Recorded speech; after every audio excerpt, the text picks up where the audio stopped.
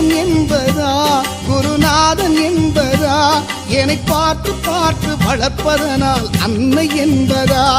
உன்னை கடவுள் என்பதா கருணை வடிவம் என்பதா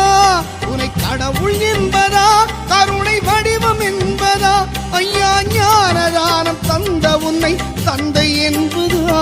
உன்னை தெய்வம் என்பதா குருநாதன் என்பதா